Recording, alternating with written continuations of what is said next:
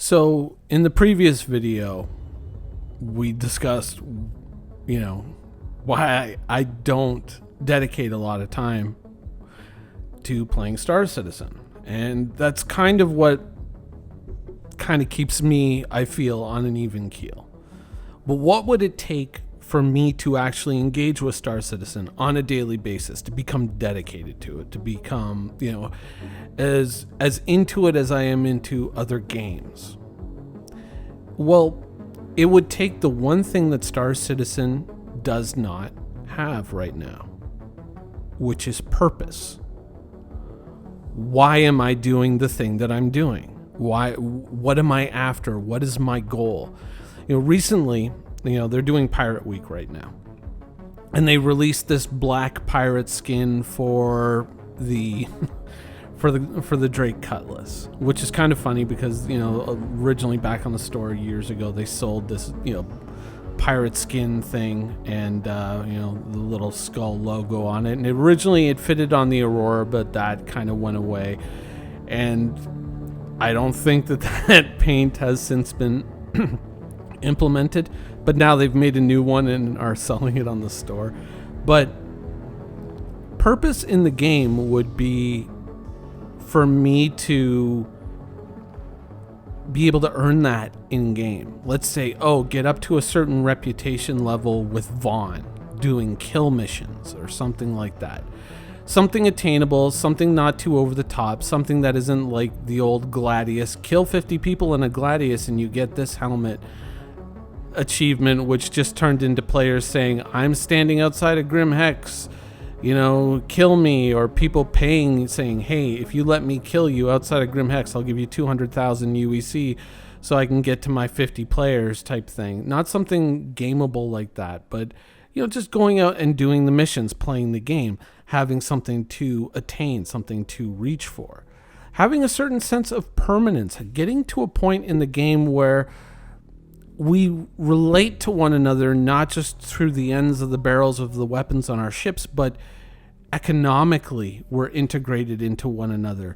The goods that I steal as a pirate become the goods that you smuggle as a smuggler, which become the goods that the recycler recycles and then either sells on the market, or the manufacturer turns into new weapons that they sell to the player that goes to hunt the pirate.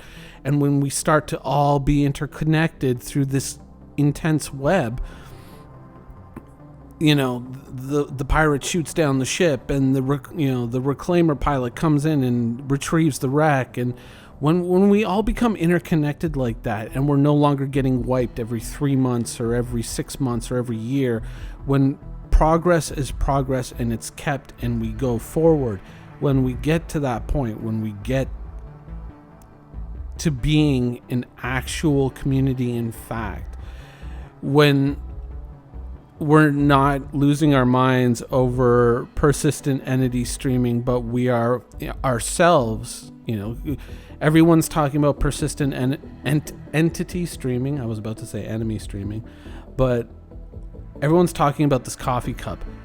F the coffee cup and the horse it rode in on. What I want is I want my character to be a persistent entity. I want your character to be a persistent entity. And I want our characters to have to deal with each other one way or another. Economically, financially, militarily, whatever. When the game gets to that point, then it becomes a lot more interesting of a prospect. Playing it now, I mean, you're testing new features, you're testing new things that come in, but beyond that, there's not much purpose to that testing, because there are so many things that Star Citizen simply has not set in stone yet. A flight model, an economy, missions, UI, all these things, personal inventory. There's a lot of things that aren't worked out, that are very much in flux. Some of them very core to how the game is going to play and how we are going to perform within that arena. So I'm not really dedicating myself to something that is constantly changing. Even if this feature or that feature or the other feature isn't exactly the way that I want it to be, as long as it's something acceptable and it's something that I can say, oh, okay, I understand this is how this works. Good. Now I can build off of that, and I can start to extrapolate. Oh, this is what I should be doing. That's what I should be doing. Oh, is this ship bad? Then don't get it. Get the other ship. Oh, is this the flight model? Okay, this is how it performs. Then these are definitely the ships that I want to focus on. And that's when we start to get into the interesting territory. Right now, over dedicating yourself to Star Citizen is a bad idea. It really, really is. And I know, I know some people are going to disagree with that, but the simple fact of the matter is you're trying to make something out of something that is not there yet. You're trying to force Star Citizen to be Star Citizen, and it isn't Star Citizen yet, right?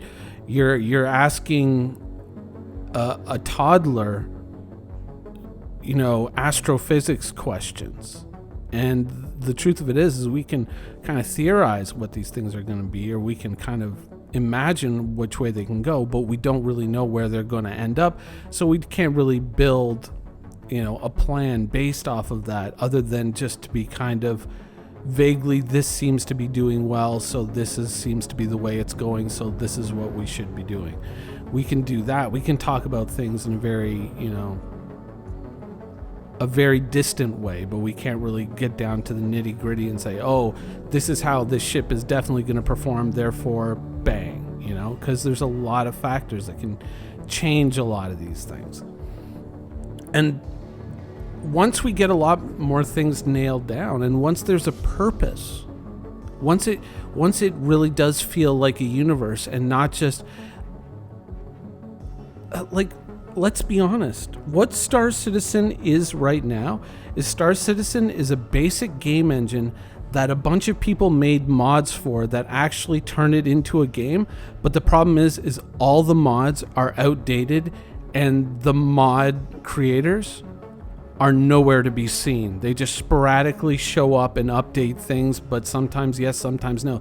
The engine keeps getting updated, and the mods are breaking, and they're not kind of working the way it's intended, and we're going, oh man, I really wish they would update this mod, or the gunplay mod, or the transmog mod, or whatnot.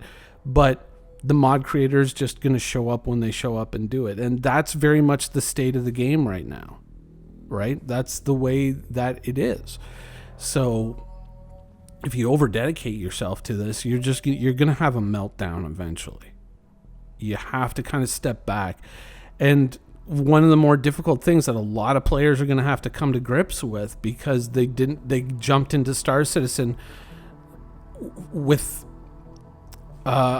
maybe an over optimistic view of what CIG could deliver, is they're going to have to deal with the fact that sooner or later CIG is going to have what some might call a come to Jesus moment with the backers. And they're going to say, look, this is what we can deliver, and this is what it turns out we can't deliver. And there's going to be a lot of people who are over emotionally invested in certain things, and they're going to just absolutely lose their minds over this, right? It's just like, you could look back at the chat from the Persistent Entity stream that just happened a few days ago. I mean, some of us would have watched that stream and were just been like, yeah, no, I get you. And then other people were just like losing their minds over this, right? It was, I thought it was the coffee cup, and every world is going to have the coffee cup, and every shard, and every instance, and every this and that. And it's like, not exactly, and not right away. This is just basically getting it in there and getting the foundation in. But some people automatically assumed, oh, this is it, and it all works. And it's just like, no, when has that ever been true of any feature they put into Star Citizen? Oh, here's the personal inventory, and this is exactly the way it is. No, there's going to be iterations on that, and there's going to be iterations of a lot of things. And people say, oh, well then, but we've been waiting so many years. Yeah, but for some of us, because we've never been so ultra dedicated to the game, and we've never really just fallen over the game and just said, oh, this is everything now. The wait has not been that bad for us because, and I'm not defending the way CIG wastes time, because they do. And I'm not defending the prioritization of Squadron 42 over Star Citizen when Star Citizen raises all the money. I'm not. But what I'm saying is that it doesn't impact me emotionally the same way it impacts other players because I'm somewhat detached, right? And I used to say at the beginning of my old videos, I would say that I never believed that Chris Roberts could deliver everything that he said he could. What I backed was a space game that I could play with my friends and we could blow shit up with. That's what I backed.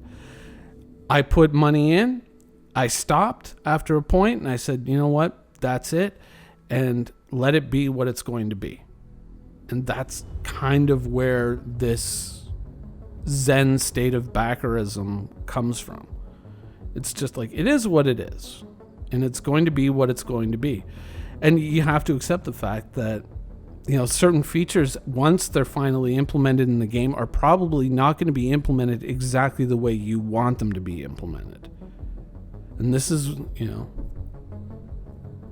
this is just the reality of the situation.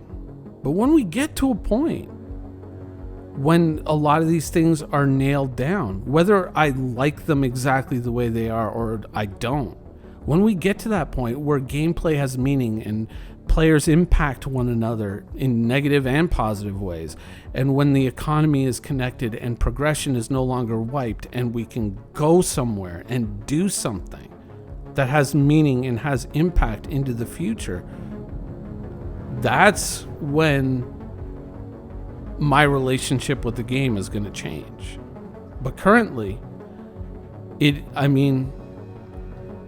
just a fun place to sit around and shoot things, catch some good background video footage, and an interesting game to talk about because so much of it is unknown.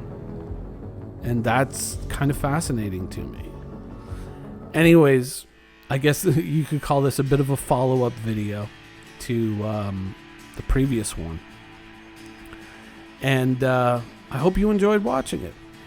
And as a little bit of a ray of sunshine, who knows? Maybe at this year's CitizenCon, they'll tell us that Theaters of War is complete and ready to ship.